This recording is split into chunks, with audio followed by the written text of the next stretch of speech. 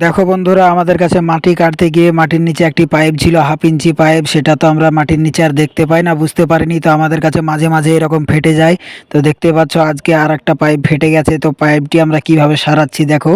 এখন একটা সাইকেলের টিউব দিয়ে আমরা মোটামুটি করে বেঁধে রাখবো, তারপরে আমরা ভালো করে আরও পাইপ দিয়ে ভালো মতন করে দেবো। এখন মাত্র টিউব দিয়ে বেঁধে রাখছি, আরও মাটি কাটতে হবে তার জন্য। তো দেখছো ছেলেটিকে নামিয়েছি, সে বাঁধছে।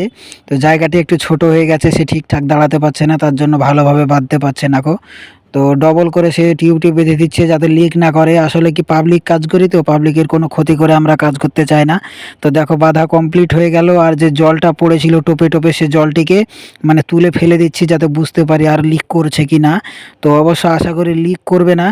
আর আমাদের টিউব বাঁধার কৌশল আছে আলাদা রকমের, তোমাদেরকে পরে সেটি দেখাবো। তো দেখতে পাচ্ছ, আর এইদিকে দেখো আমাদের গর্ত কাটা হয়ে গেছে, পুরো জলে লোড হয়ে গেছিলো। 1/2 ইঞ্চি পাইপ বললে হবে না, জলের প্রচণ্ড প্রেসার ছিল। তো এই যে আমাদের জন্য একটি লাইক অবশ্যই করে দিও তোমরা।